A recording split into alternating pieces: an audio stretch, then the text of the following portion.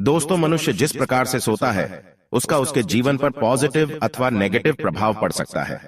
खासकर घर की लक्ष्मी अर्थात घर की स्त्री किस प्रकार से सोती है, इस पर उस घर की किस्मत टिकी हुई होती है। स्त्री के गलत तरीके से सोने से घर में दरिद्रता आती है, क्लेश होता है।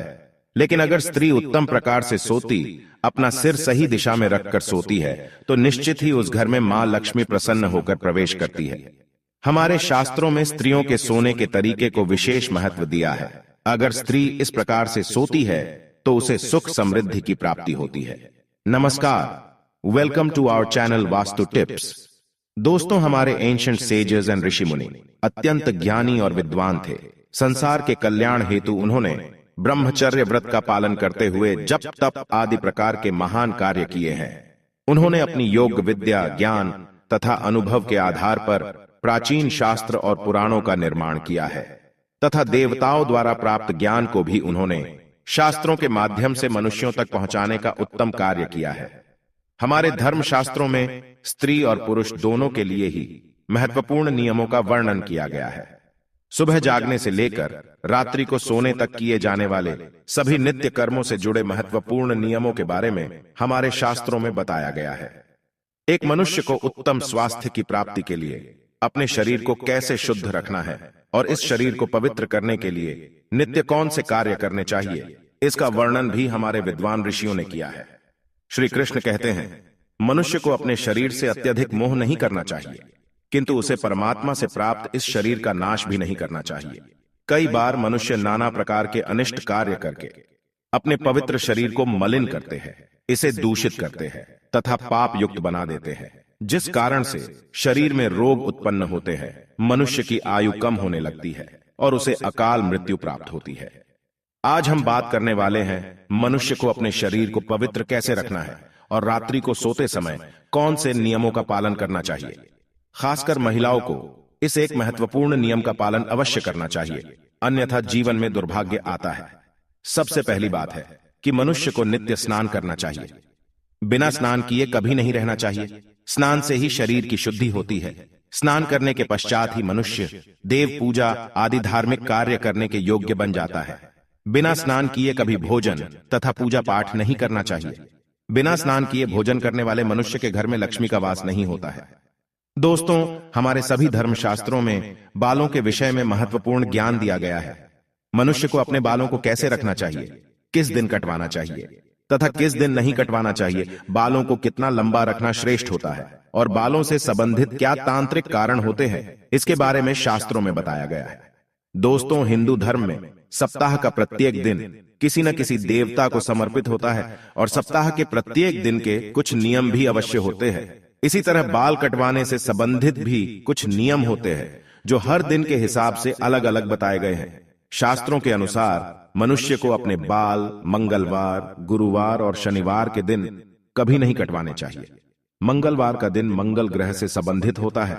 मंगलवार को बाल काटने से जीवन में क्लेश की स्थिति निर्माण होती है, अकारण ही शत्रु निर्माण होते हैं और व्यक्ति का स्वभाव भी क्रोधी बनने लगता है। गुरुवार के दिन भी बाल नहीं कटवाने चाहिए, इससे गुरु कमजोर होता है तथा व्यक्ति की आयु भी कम होने लगती है। इस दिन बाल कटवाने से धन संपत्ति का नाश होता है और दरिद्रता भी आती है। शनिवार के दिन भी बाल कटवाने से मनाही की गई है। शनिवार का दिन शनि ग्रह से संबंधित है। इस दिन बाल कटवाने से अशुभ घटनाएं घटने लगती हैं। इसीलिए शास्त्रों में मंगलवार, गुरुवार और शनिवार के दिन बाल न कटवाने की सलाह दी गई है। लेकिन बुधवार, शुक्रवार और रविवार का दिन बाल कटवाने के लिए शुभ माना गया है। इसमें से शुक्रवार का दिन ही बाल कटवाने के लिए सबसे अधिक शुभ माना जाता है। इस दिन बाल कटवाने से जीवन में सुख शांति आती है और धन संपत्ति में वृद्धि होती है।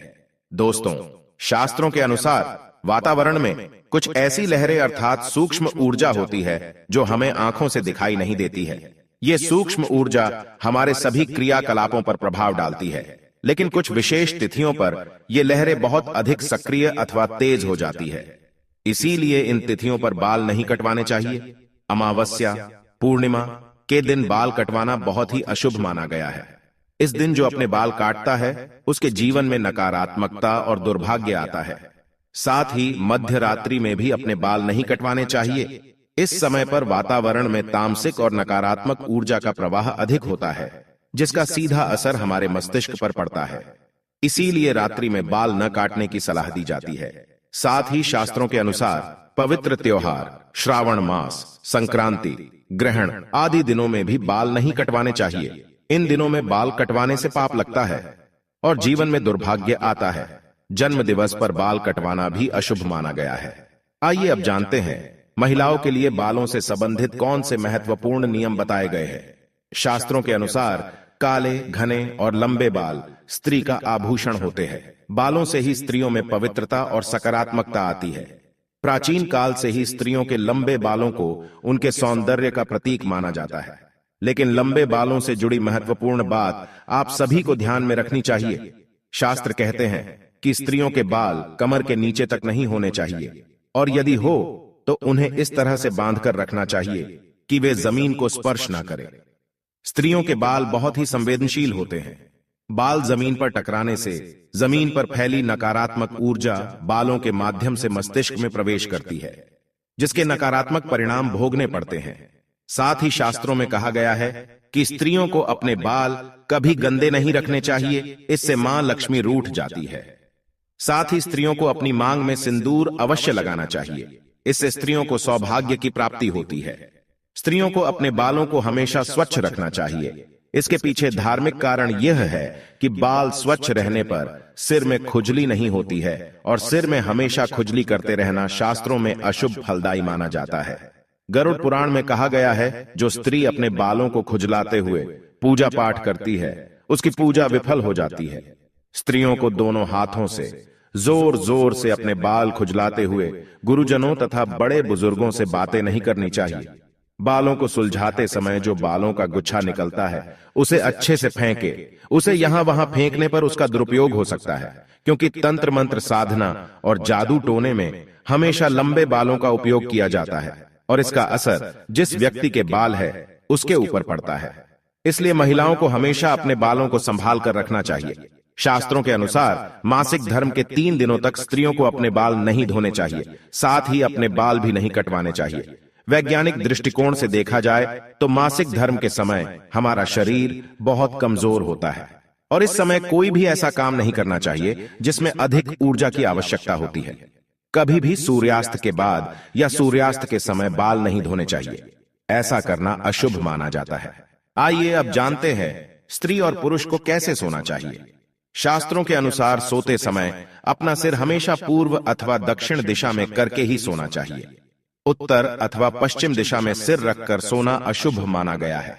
दक्षिण मृत्यु की दिशा मानी गई है। इस दिशा में अपने पैर कभी नहीं रखने चाहिए, इससे मृत्यु देवता यमराज का अपमान होता है। इसके पीछे वैज्ञानिक कारण यह है कि पृथ्वी की चुंबकीय ऊर्जा सतत प्रवाहित रहती है।